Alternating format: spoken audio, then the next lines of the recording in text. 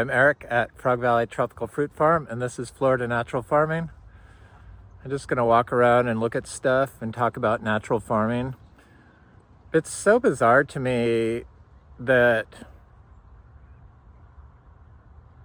people that discount natural farming are people that have never studied natural farming or have only been to one farm, natural farm in Florida, but yet they're the experts on the go-to experts on YouTube for tropical fruit trees in Florida. And I just find that it used to irritate me, but now I kind of find it funny that the person that people get advice to grow just instantly discount natural farming as unproductive, or say that we know how to get fruit, or we're trying to grow food. But there's no studies being done on natural farming in Florida. And it's almost like the advice that they give from a major Florida school of agriculture up by me, that gives advice on growing achachiro, and just flat out tell you that you won't get fruit production, you won't get flower, you won't get fruit set unless you water 2 times a week year round, whether it's raining or not raining. And it's like, how did they come up with 2 days? It's just bizarre to me. They don't discuss the importance of a connected system to mitigate stressors to the plant like drought, and that maybe, just maybe, stressing a plant is akin to intermittent fasting for us. I've noticed that my fruit trees that don't get drought stressed, it might hit them back 1 year, but then 2 years later it might hit them back severe. But then after that, they never get drought stressed again. So it's just common sense. Plants that you water all the time just can't allocate attention to the diversity that's going to tell the plant to signal for water to the system.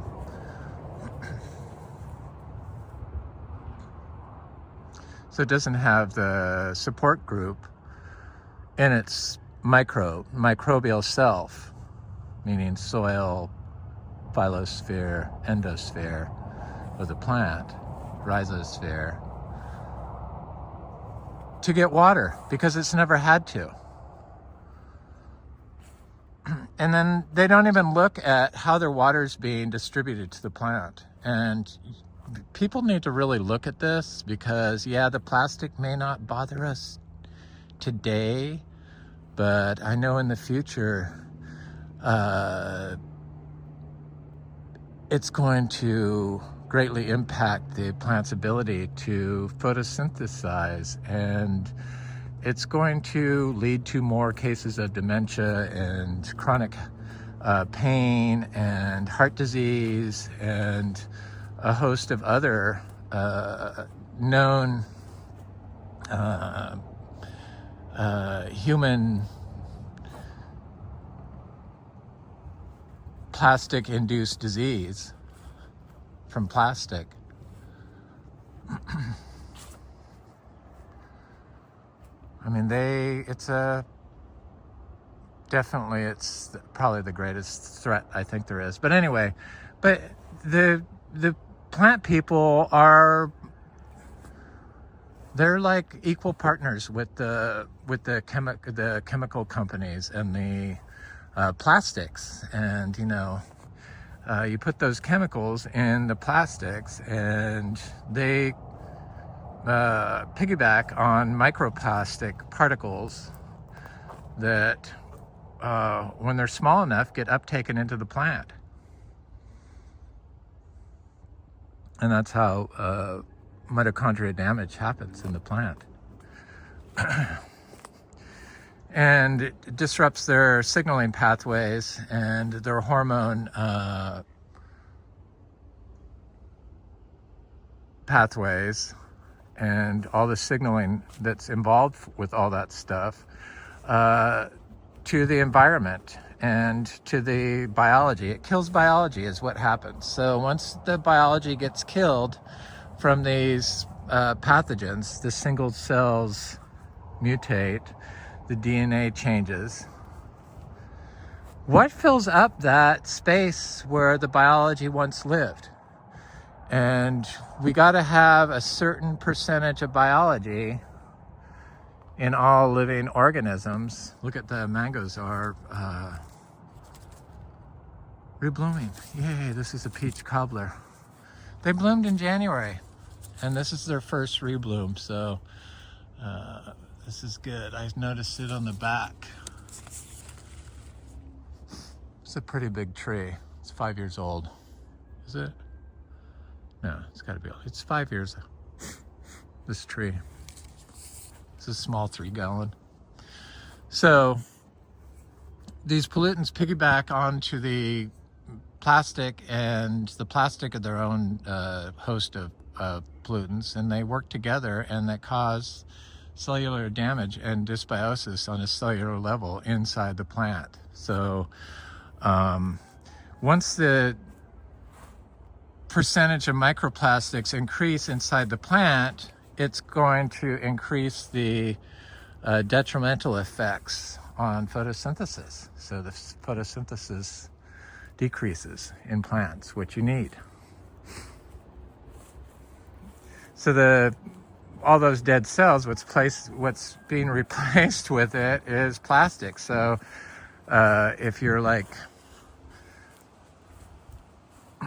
you have a certain amount of plastic in you, and as you get older, you accumulate more and more and more, and each generation carries plastic onto the next generation, and it's builds up, and it will eventually cause serious health issues with people. So we put it on our soils. I hate seeing that plastic on the ground. It's just like, oh my God, who in that? I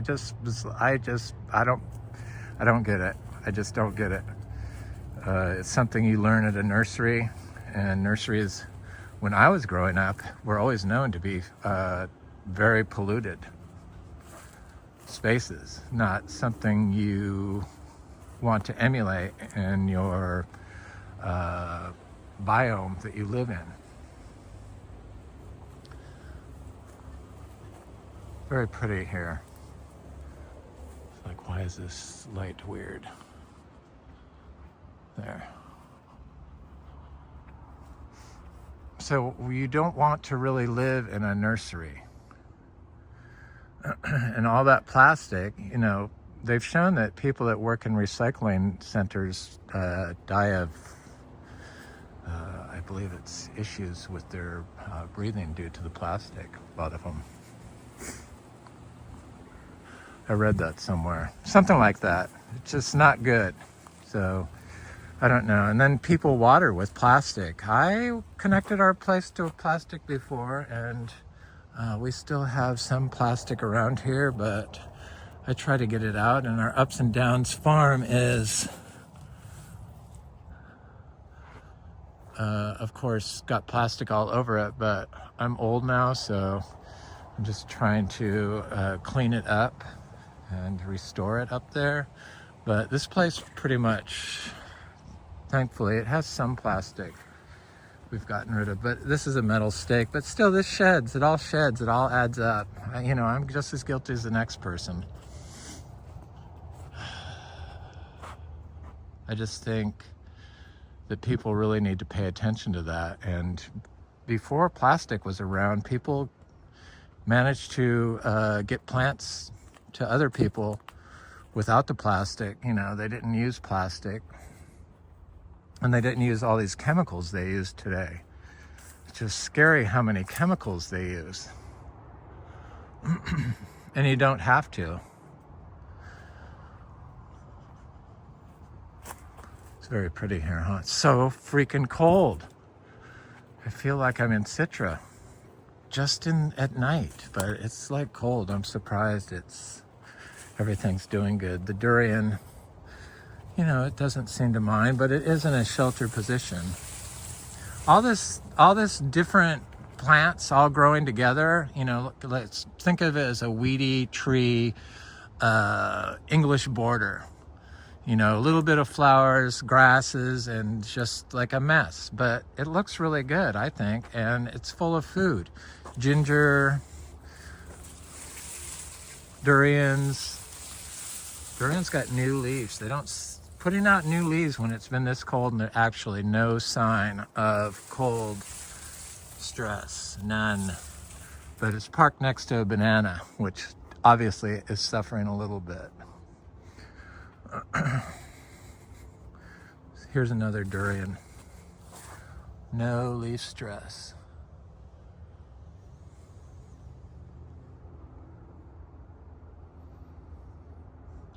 So they have all this advice on how to do plants. People, experts, people that are in positions to form people's opinions because of the just sheer number of viewers they get. And those people don't promote farms that are like producing food. And this is a young farm, so it will get there. It just takes years when you use biology, and you went from a lawn to a food forest. There's lots of little trees in here. I was noticing this tree. I plant seeds in between this palm, those things that fall off the palm from the end of it, and put a seed in between here. And I don't know what this is, but I know it's some fruit tree. And I'm pretty sure this tree is a Nona cariaceae. Because I know I planted one right here where I started them in pots, because I wanted there's a little coffee. I should look at the ultra tropicals. And you know, durian's supposed to be not drought tolerant, and it's like this is a Florida drought, I call it. So it's a dry period, but I just don't see that here. But everything's so healthy, so of course that's going to be healthy. That's the whole secret. And we have lots of rabbits here, lots of them. And at times rabbits would get everything. I understand the frustration with the critters, but it's a pulisan tree. Those are new leaves that it set out in winter. It's the second year in a row it's been growing here, and no problem. It is parked next to a banana again, so that helps bananas and more tropical trees. Here's the the round leaf cacao. Right here, it looks really good. It's not showing any stress.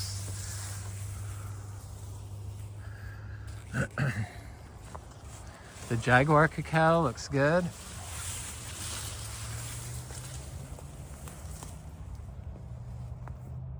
Seed grown.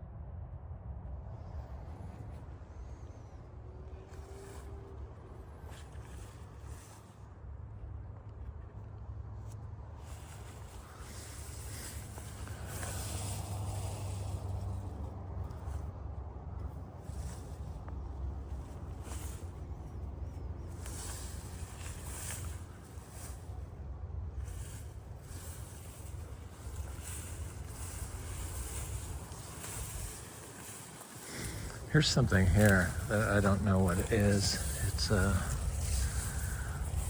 I don't think it's a Polyteria, it's something else.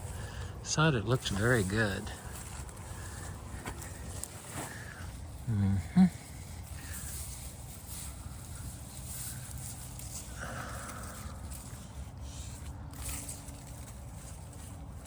There it is. Look, I had to find it. This right here. Tropical fruit tree seed. That's how it is. It's a slow dance from tiny little direct sown or seedlings, but and there's rabbits that go through here. So I learned not to ever plant a seed in an open area.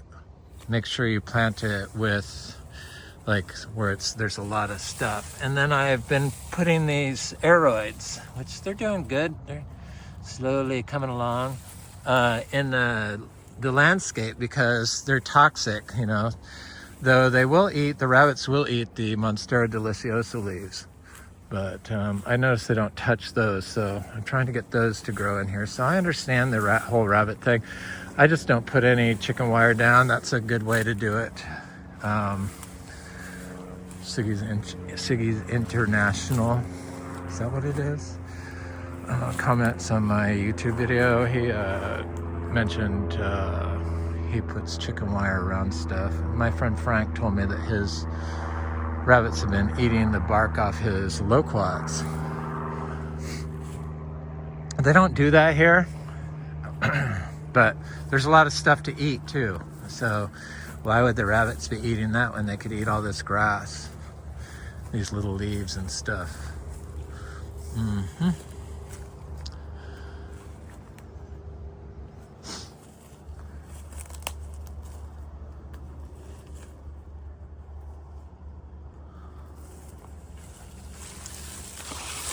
I'm gonna go to the back and look at the mangoes.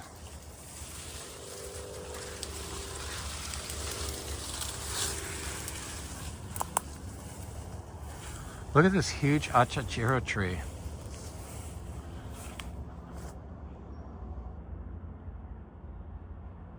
That's big. It's the tallest one I have.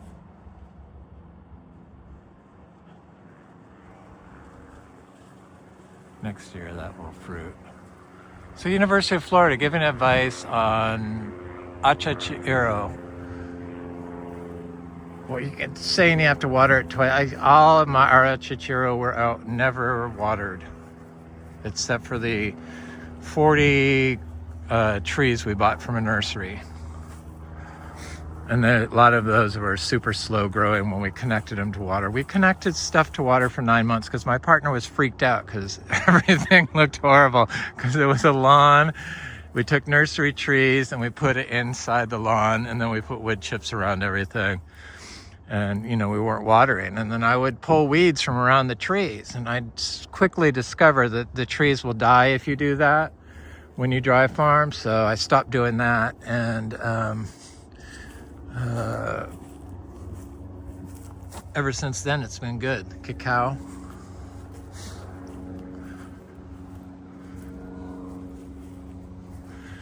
You know, I say I don't do chop and drop, but we have all these plants. So you're gonna get trees that fall or branches that break, and you got to move them out of the way. So I do, like, I only do it if it's in my way or if it's on a tree. But usually the trees that misses the trees. This is where a oak tree got hit by lightning. I'm not crazy about the grape on everything, but that's what it is. Zolux garcinia. It's a very nice looking tree.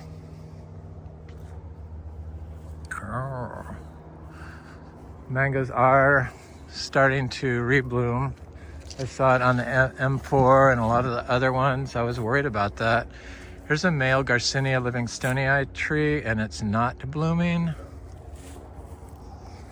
And here's a female that is covered. I I showed this in the last video. I just have to, this tree is gold. Look at all those flowers. Garcinia livingstonii.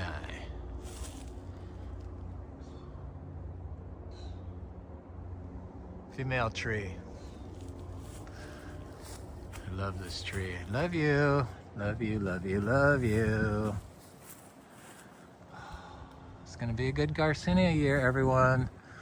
I might have to sell them for, I'm not sure, I'm not gonna say. When I sell them too cheap, people won't buy them. So it's like, you have to have a certain minimum. And our seeds all sprout, so a lot of them have 2 seeds in them. So we'll be selling those. We have to do fruit sales this year. It's like, eh. But I feel like I'm like,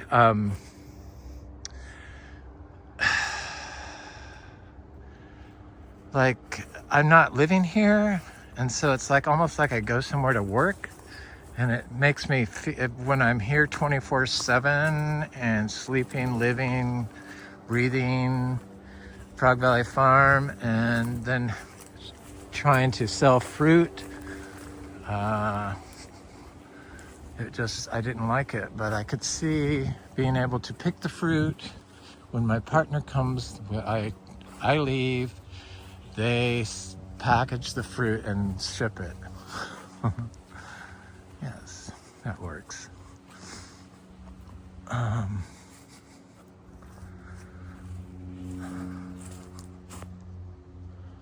Because we're gonna have fruit. Lychees look good. I just want to look at these little cashews.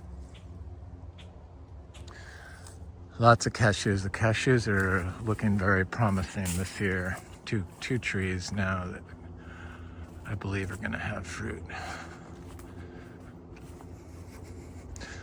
This is sweet tart mango. She's got some fruit on her. These lychees are pretty big, but I don't see a lot of fruit set. I think lychees is one of those things that dry farmed, it just takes a while to get going, and they're just about there. Sometimes we get some fruit, but the birds get them. But lychee is one of those things that probably would like some water while it's fruity, flowering, but I don't think that's totally a good thing, especially if you can pollute, because people don't look at well water in Florida. Second most levels of PFAS in private wells in the nation. It's due to all the septics for sure. I don't know why they don't see that. They try to blame it on things like my miniature cows manure, but it's from the septics in Florida. We have the most septics, I believe, in any place in the U.S. I think that was the statistic. I know we're way up there. I think it's the most. It's too. So there's fruit on this lemon zest tree. See it? And this looks like our second bloom on the powdery mildew. We get powdery mildew, but we get it on the trees. The seed-grown tree seems to be better at setting fruit, but I don't know, because this is the like first year we got seed-grown fruit off of our mango trees, our seed-grown mango trees. So that's what I mean. People haven't done these studies, and nobody's looked at a farm like this before. And how do you know what is possible when I don't even know what is possible and I'm actually living it? It's some dystopian reality where people just turn their brain over to somebody else and let them say whatever they want. It's just bizarre. Say whatever you want, but don't say you're an expert on natural farming when you have no experience doing it. And don't say that your way is better when only give one way when there is truly a better way, because you have to look at the pollution in your food. And you get pollution starting with plastic.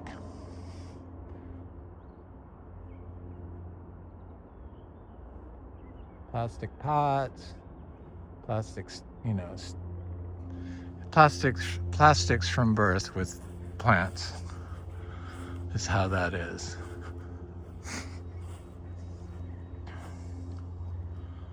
So these mangoes have never been watered, and they produce good fruit and delicious fruit, the most delicious mangoes I've ever had. And they just, I could eat up to some huge amount, like 15 or something crazy like that a day, and never get sick from it.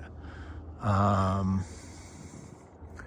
don't know, it's the pure gluttony. These are sweet tart mangoes, and I see some fruit on these trees. Not a lot, but there's fruit on them, and hopefully there's a lot of fruit on that one. This one, not so much, but it'll rebloom, I'm thinking. It's been so cold.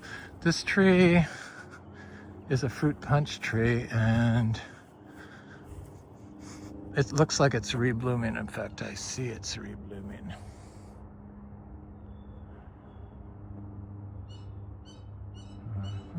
Where are you? There. There. It's pretty back here. So I'm going to take the cashews and the achachiros, and for every seed I take up to Ups and Downs Farm, I'm going to plant one seed here. So I want of the Garcinias. All of our Garcinia fruit pretty much is sold for, or is promised from the Madruno. This is a fruit punch.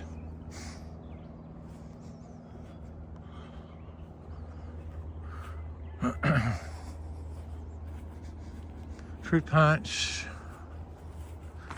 My hands are cold. I see new flowers pushing. This is Valkyria. They did not set, but I think because it's setting in, just blooming now, or pushing now. At this time last year, they had already rebloomed 3 times, I think. So it's good that they have. Oh, I see fruit up there. Yes. These trees are 5 years old. They look good. Valkyrie. Fruit punch, fruit punch. I think they're gonna rebloom. I see buds forming. It's been cold enough. It's bizarrely cold. It reminds me of California. I mean, it goes from like high 40s to 86, like huge swings. So on Florida, it's bizarre. Because usually it's like 80 to 60 or 80 to 70 usually.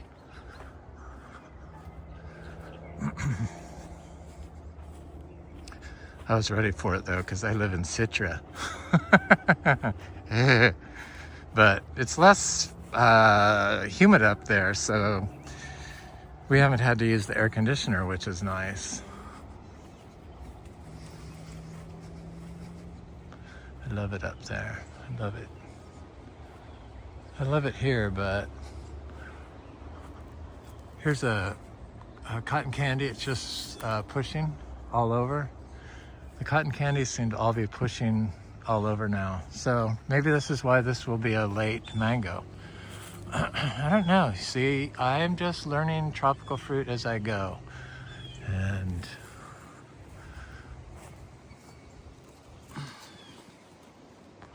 I followed for growing, like the achachiro, because in Bolivia it's been grown for thousands of years naturally, and they grow it naturally in nature.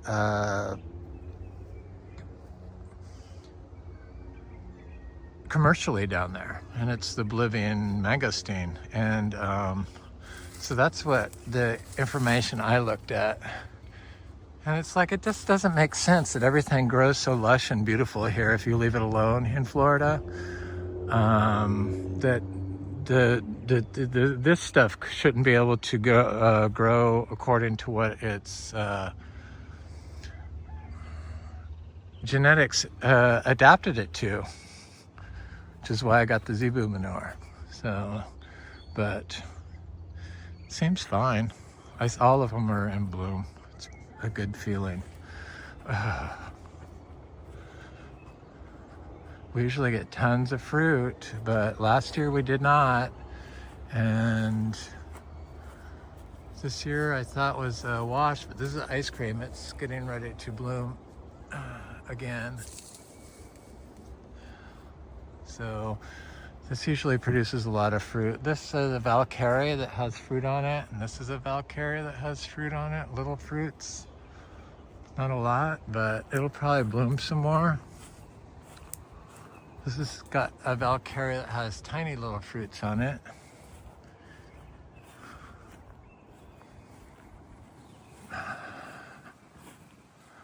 That's a cogshell. Nope, not my favorite. This is an ice cream that has some little fruits on it, but I see some, but it looks like it's gonna bloom some more. We'll see.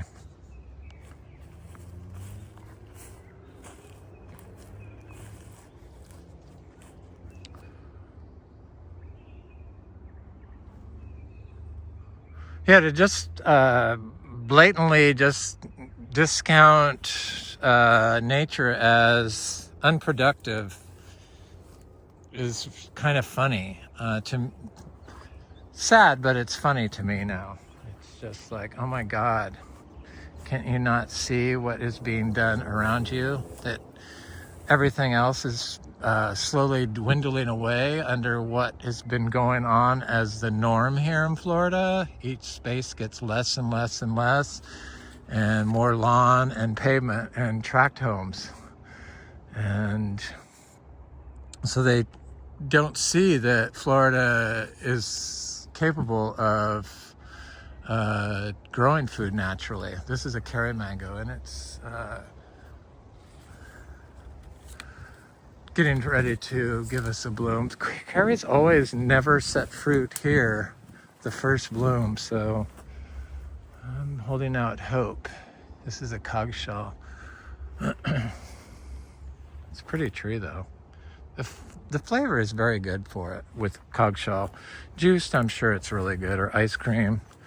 I mean, I shouldn't talk too much smack about it. I just don't like the fiber in my teeth. That's the problem. But when the texture is good, you'll see, you know, it's hard to. It's hard when you have mangoes where the texture is sublime. I saw this peach cobbler mango up here blooming. Mm-hmm.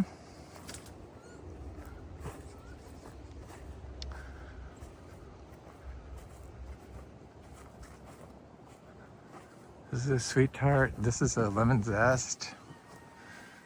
This lemon zest never does anything except bloom. There's the peach cobbler. This has produced a lot of fruit for us historically every year. This is a sweet tart. Hopefully it'll do a rebloom.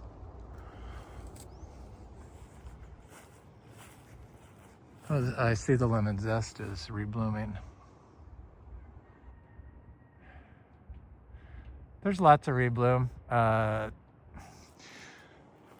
which is good. And it's March. This is when we first moved here, this is when they bloom before, in March. And then every year since that, would be the first bloom would be in March. And then every year since then, it's either stayed the same or gone down. So now that they're blooming, they start blooming in December now, at the end of December. And they all bloom in unison. It's weird. So Lancettia. blooming. This is a carry. I can see blooms on it. This is an ice cream, and I thought I saw, yes, pushing, not blooms, but pushing. Sorry, I screw up. I'm old, cut me some slack. Cherry mango.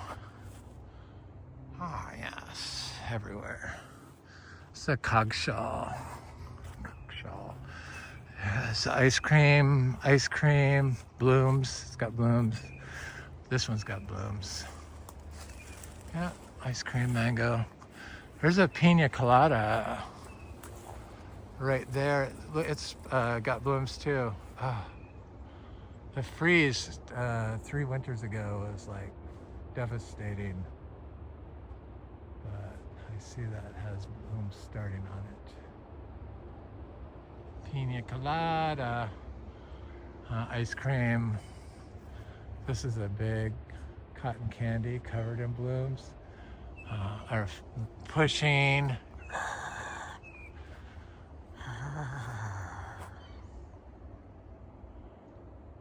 Looking good, cotton candy.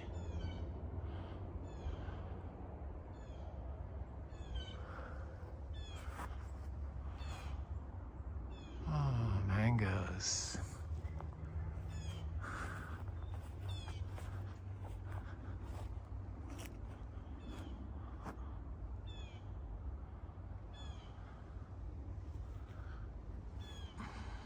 Cotton candy. This one has little mangoes on it, little manginis. This is one that froze 3 winters ago that came back above the graft. I mean, it froze down to the ground pretty much, close to the ground, and now it has a lot of fruit on it.